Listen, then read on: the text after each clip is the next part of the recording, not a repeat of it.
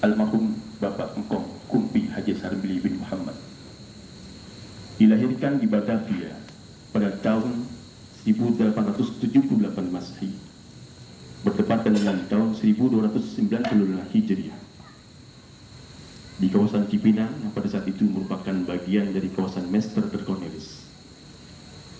Almarhum merupakan putra dari pasangan Kumpi Muhammad yang wafat pada tahun 1945 dan Nyai Nongsiah, seorang wanita yang berketurunan Bali.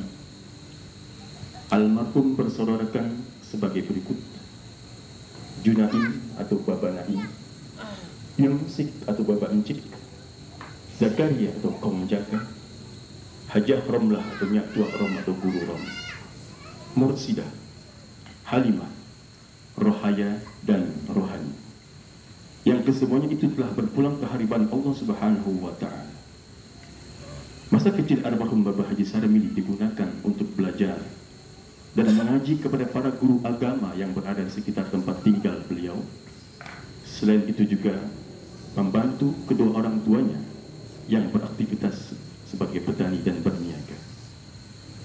Di sela-sela aktivitasnya itu, sebagaimana layaknya seorang anak Betawi yang mulai beranjak remaja, dalam upaya menjaga, membentengi diri dari tindak kejahatan serta kesewenang-wenangan kaum penjajah kolonial pada masa itu, Sarbili muda juga menggeluti ilmu bela diri atau silat tradisional Betawi yang dikenal dengan silat gumam. Putra putri almarhum Engkong Haji Sarbili menikah dengan seorang wanita berdarah Arab, bahkan dikatakan dari kalangan Sayyidah Alawiyin, Sa'adah Alawiyin yang bernama Syarifah Maimunah binti Amba Al-Attas, pada tahun yang penulis tidak dapat temukan tahunnya. Dari pernikahan itu mendapatkan karunia putra-putri sebagai berikut. Pertama, Purdani atau Baba Dani yang wafat diperkirakan pada tahun 1995. Mansur atau Baba Mansur yang wafat pada tanggal 22 Juli 1996. Yang ketiga, Haji Ma'ruf atau Baba Haji Ma'ruf yang wafat pada 12 Agustus 2004. Syarifah atau Nyak Ipah yang wafat kisaran tahun 2000. Mughni atau Baba Ghni yang wafat pada tanggal 13 Oktober 2004. Mukhtar atau Baba Mukhtar wafat pada tahun 2001. Hajah Syariah atau Nyak Haji Riah yang wafat pada tahun 2013. Baba Munzir yang wafat pada pada tanggal 10 Juli 2019. Dan terakhir adalah ayahanda almarhum Haji Ahmad Khair atau Mama Ain yang wafat pada tanggal 20 Februari 1993. Dan sepeninggal istrinya yang wafat, almarhum Kong Mili menikah dengan Nyak Tua Melin yang merupakan adik dari Nyak Maimunah, atau dalam bahasa istilah lokal adalah turun dan jang. Hanya saja pernikahan itu tidak bertahan lama, kisaran beberapa minggu saja. Kehebatan dalam ilmu bela diri. Almarhum Kong Haji Sarbili dengan segala kemampuan bela diri yang ada pada dirinya tidaklah lantas membuat dirinya menjadi jumawa, takabur, namun justru menjadikan dirinya sebagai seorang yang tawaduk, meskipun beberapa orang menganggap dirinya sebagai jawara karena kepiawaannya dalam ilmu bela diri tersebut. Ia bersama kawan seperjuangannya itu almarhum Ki Haji Jarib bin Kurdin yang berasal dari tanah Koja Klender, hanyalah sosok yang memiliki sikap konsekuen dalam memerangi segala bentuk kebatilan, terlebih tindakan semena-mena yang dilakukan oleh penjajah Belanda.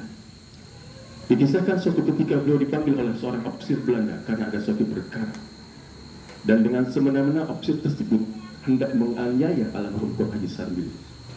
Maka dengan sikap serta jurus silatnya, ofisir itu malah jatuh tersungkur tak berdaya. Almarhum Kong Mili juga memiliki kemampuan dalam menyembelih hewan atau jagal pada masanya yang dalam bahasa lokal istilahnya sebagai tukang potong. Istilah tukang potong ini tentu menimbulkan persepsi yang berbeda hingga menjurus kekhawatiran bagi tentara Belanda. Belanda menganggap eksistensi atau keberadaan Sarbili adalah sosok yang menakutkan, jawara yang segani, dan membahayakan atau ekstremis.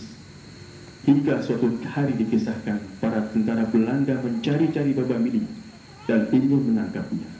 Namun lagi-lagi tak berhasil, karena Baba Billy menyelamatkan diri dengan cara masuk ke dalam lubang sumur timba yang menurut cerita hingga mampu bertahan beberapa hari lama di dalamnya. Subhanallah.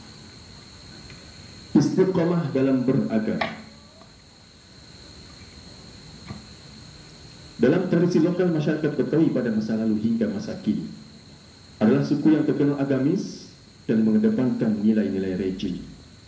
Pun tidak jauh berbeda dengan sikap beragama Baba Tua Sarbini.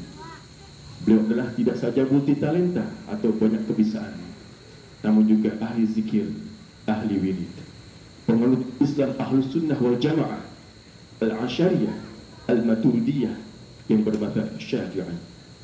Beliau adalah orang rajin bangun di malam hingga tahajud dan subuh setelah itu tidak tidur karena melanjutkan aktivitasnya, profesinya sebagai seorang enamer atau pekerja kontrak. Salah satu amalan beliau yang senantiasa berpuasa 3 bulan lamanya setiap tahun, dimulai dari Rajab, Sya'ban hingga Ramadan. Membangun Masjid Baitul Iman yang sampai saat ini masih kokoh berdiri. Selain itu, almarhum kaum ini juga senantiasa membaca surah Alam Nashrah terutama di waktu sholat subuh sebagai bentuk wirid beliau yang salah satu penyebabkan beliau sebagai orang yang panjang umur. Tidaklah makan hewan kecuali dengan sembelihannya sendiri, lemah lembut tutur katanya, santun dalam berbicara, dan penyabar, tidak mudah emosi. Kejadian di luar logis. Buah dari hasil keistiqomahan almarhum Baba Mili, Allah berikan beberapa isyarat karomah atau kejadian yang di luar dalam manusia secara umumnya. Pertama, nyemplung sumur timba selama beberapa hari di dalamnya dan kembali ke atas permukaan dalam keadaan selamat. Kedua, pernah kesambar petir di suatu ladang atau kebun dengan keadaan luka bakar di tubuhnya dan selamat meski sempat sakit beberapa waktu lamanya. Ketiga, pada tahun 1967 Allah Subhanahu wa Ta'ala telah memberikan kesempatan kepada almarhum Komil untuk menunaikan ibadah haji dengan menggunakan transportasi kapal laut. Di tengah perjalanan Allah berikan bisyarah atau ketajaman mata hati atau firasah akan ada kejadian buruk yang akan menimpa pada dirinya. Benar saja, ia mengalami kecopetan, tasnya disilet oleh seseorang yang tidak dikenal. Cerita ini juga disampaikan oleh kakek kami, almarhum Ki Haji Muhammad Haris bin Saidi Utan Kayu, yang pada saat itu juga satu rombongan dengan kaum Haji Sarmil. Di masa tuanya yang mulai senja, almarhum Komili kerap kali berziarah ke beberapa makam para habaib, para waliullah, orang-orang soleh di kawasan Bogor dan Banten. Ini menandakan bahwa almarhum Komili memiliki hubungan erat dengan para sahibul maqam, baik secara silsilah ataupun secara mahabbah atau ikatan batin dan cinta. Hingga pada tahun 1991, almarhum Komili bersama beberapa putra dan cucunya mengunjungi makam-makam tersebut sebagai perjalanan ziarah terakhir selama hayatnya. Seakan-akan beliau pamitan untuk meninggalkan dunia yang fana ini. Kisah-kisah menjelang akhir hayatnya. Selain cerita di atas, beberapa waktu sebelum wafatnya almarhum Komili menyempatkan diri berziarah ke pemakaman yang berada di atas tanah wakaf Haji Subuh, hingga terjadi dialog antara beliau dengan sang kuncen atau petugas penjaga makam.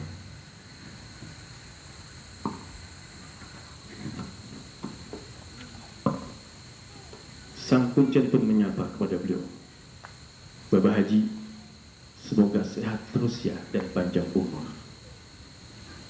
Kemudian Komili menjawab, "Insya Allah, tapi saya nggak lama lagi hidup. Sebentar lagi saya akan pulang. Cuma nanti ada yang saya ajak salah satu anak saya. Ibarat puunan yang berguguran daunnya, ada yang merah atau kering sebagai simbol anak yang tertua, atau yang kuning sebagai simbol anak yang tengah, muda tidak, tua pun tidak, atau barangkali yang hijau sebagai simbol anak yang paling muda. Tinggal bagaimana kehendak Tuhan saja. Jawab beliau.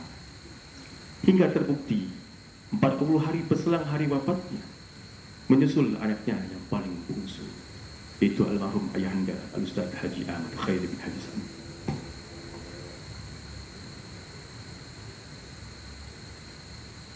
Siang itu, cuaca yang tidak begitu terik.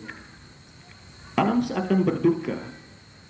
8 Januari 1993 atau 15 Rajab 1413 Hijriah, hari Jumat, hari yang diberkahi, Sayyidul Ayyam. Langit biru seakan teduh, cuaca seakan haru, sebagai pertanda ada hamba yang abid dan alim akan meninggalkan dunia ini.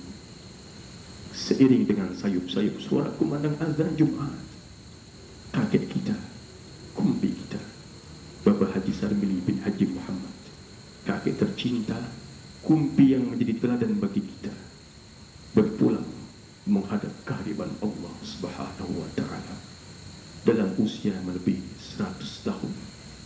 Bahkan ada yang mengatakan 116 tahun, bahkan ada yang mengatakan 126 tahun. Inna lillahi wa inna ilaihi raji'un. Maka satu persatu anggota keluarga, putra-putri almarhum berdatangan, merasakan kesedihan yang sangat mendalam atas wafatnya orang tua, kakek tercinta, termasuk kami sang penulis yang pada saat itu masih berusia 12 tahun bersama ayahanda kami.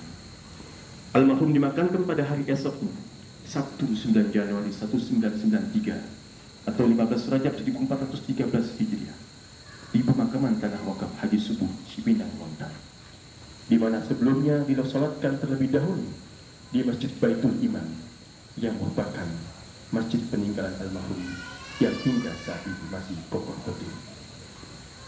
Dan akhirnya, marilah kita memohon kepada Allah Subhanahu wa Ta'ala, ya Allah, ampunkan kakek kami tercinta, ya Allah. Lapangkan kuburnya, ya Allah. Jadikan kuburnya Allah min riyadil jannah. Orang-orang tua kami yang telah berpulang ke hadapan-Mu, ya Allah, pada hari ini barangkali mereka bangga dan senang luar biasa ketika anak dan cucu serta keturunannya berkumpul bersilaturahmi mendoakan mereka, ya Allah. Kami rindu wajah mereka, ya Allah. Kami rindu wajah ibu kami. Kami rindu wajah ayah kami. Kami rindu kakek kami tercinta, ya Allah. Atau barangkali kami tidak pernah berjumpa dengan kakek kami, tapi jauh di mata akan tetapi dekat di doa, ya Allah. Rabbana ighfir lana wa liwalidina warhamhuma kama rabbayana shaghira. Rabbana atina fid dunya hasanah wa fil akhirati hasanah wa qina adzabannar. Wassalamualaikum warahmatullahi wabarakatuh.